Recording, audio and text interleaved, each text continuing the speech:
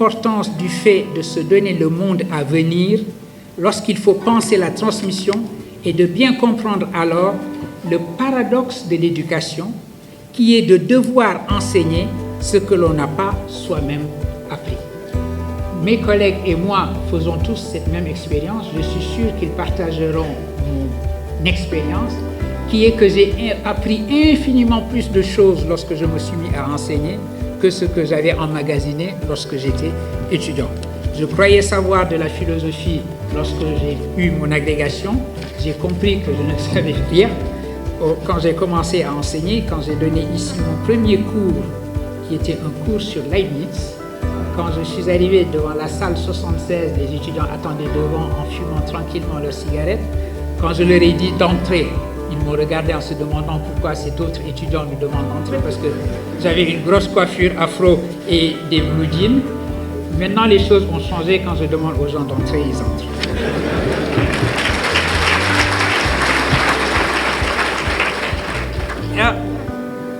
On ne saurait mieux définir cette parole de l'imam Ali éclaire parfaitement donc la signification de l'éducation comme décentrement et ouverture, parce qu'elle insiste sur l'importance du fait de se donner le monde à venir lorsqu'il faut penser la transmission et de bien comprendre alors le paradoxe de notre métier. Cette parole de l'imam Ali ne faisait que reprendre au bout du compte la parole prophétique qui commandait d'aller chercher la science, fût-ce jusqu'en Chine. Atlubil ilm walaw fi Sin. Poursuivez la science, cherchez-la s'il faut aller jusqu'en Chine. On ne saurait mieux définir l'éducation comme décentrement. Ne vous enfermez pas dans votre identité, fût-elle celle de l'islam, ni dans votre langue, fût-elle celle de la révélation. Mais comprenez que l'éducation est sortie hors de chez soi pour mieux revenir à soi. Le décentrement dans l'espace auquel invite la parole prophétique, puisqu'elle nous envoie en Chine, est aussi, et elle est d'abord, ce décentrement dans le temps dont va parler l'imam Ali. Et c'est cette notion de l'éducation comme ouverture et de l'islam comme mouvement qu'exprimera l'attitude d'un philosophe, d'un penseur, d'un activiste, d'un politique comme Jamal ad-Din al-Afghani, lorsqu'il a reproché aux oulémas de son temps de s'enfermer dans une cosmologie aristotélicienne en ignorant la science moderne et d'enseigner un paradigme qui ne leur permettait pas de penser le temps présent et celui à venir. Autrement dit, cette idée que l'enseignement, l'éducation véritable et le savoir et décentrement et regard vers l'avenir est une idée qui est non seulement valable pour l'enseignement laïque que nous servons, mais également pour l'enseignement religieux, et c'est ce que dit Jamal ad-Din al-Afghani. Afghani, se retrouvant devant les grands oulémas de l'islam de l'Inde à l'époque, leur dit « Vous êtes des récitatifs. La seule chose que vous êtes en mesure de faire, c'est de répéter toujours les mêmes choses dans l'identité en ignorant que notre religion est une religion du mouvement et une religion de l'ouverture vers l'avenir. On vous dira par exemple que le bon mujtahid, donc celui qui est en mesure de réfléchir à ce qu'il faut faire aujourd'hui, c'est celui qui est en mesure de réciter évidemment la totalité du Coran, de connaître au moins 500 cas ou plus de circonstances où on a fait intervenir les versets d'abrogation, etc., etc. Ça veut dire qu'on l'oriente vers une connaissance passée au lieu de l'orienter vers une connaissance future. Il est bon, évidemment, d'avoir toutes ces connaissances-là avec soi. Il est bon également d'être enraciné au plus profond dans l'éthique islamique. Mais il est surtout bon de comprendre son époque et de comprendre la direction de cette époque-là pour pouvoir orienter les autres également. Et c'était cela, la signification de l'éducation comme décentrement et comme ouverture. Je voudrais finir sur ce que j'appellerais une traduction pratique de ce que j'ai dit jusqu'à présent sur un plan plutôt philosophique. Le monde qui vient, on le voit sous toutes les latitudes, est un monde où les femmes, l'autre moitié du ciel, comme dit le proverbe chinois, repris souvent par Mao Zedong, seront justement plus que la moitié des jeunes accédant à l'enseignement supérieur.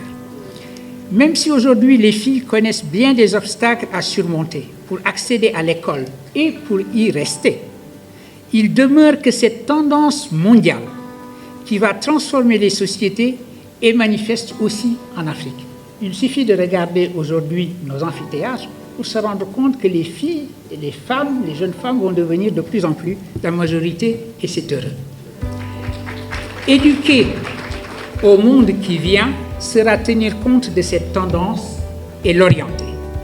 En travaillant déjà à corriger une situation qui est le nombre bien trop faible d'étudiants dans les STEM, Science, Technology, Engineering and Mathematics, par rapport, donc STEAM en français, par rapport à la population totale, en mettant un accent spécial sur l'accès des filles et des femmes à ces filières.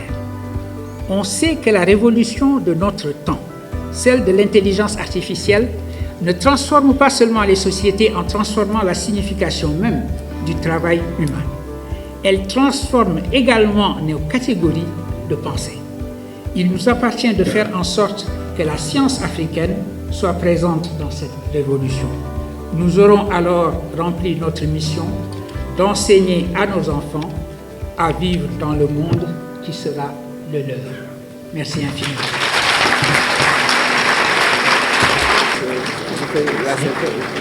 La synthèse.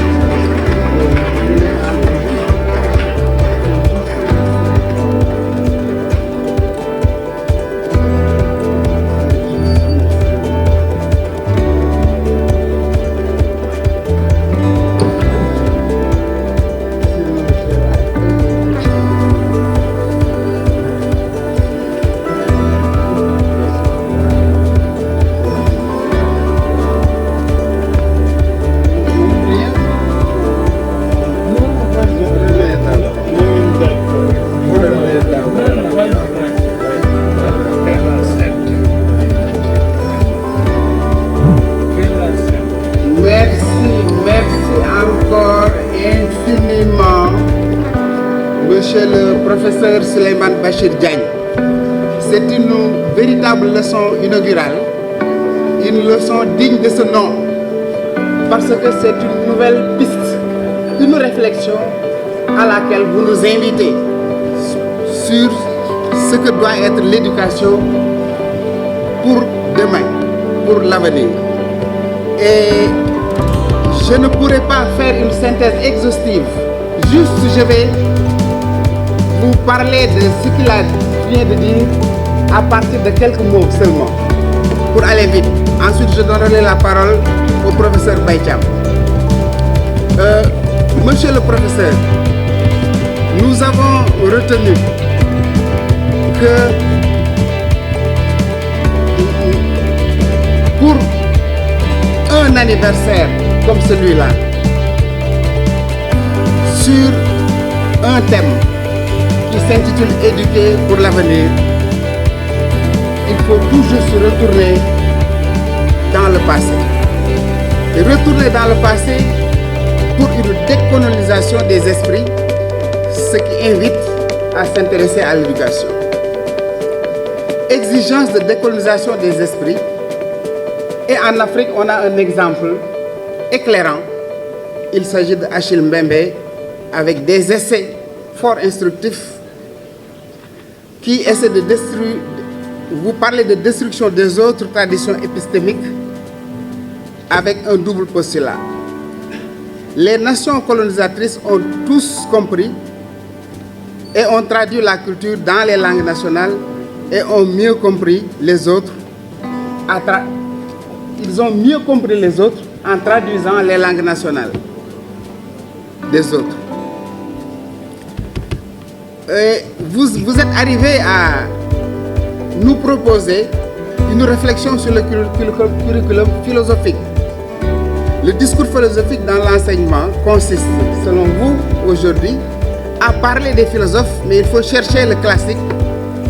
Il faut chercher dans le classique ce qui est digne d'être enseigné et non pas aborder les classiques sous forme simplement de discours sur leur théorie.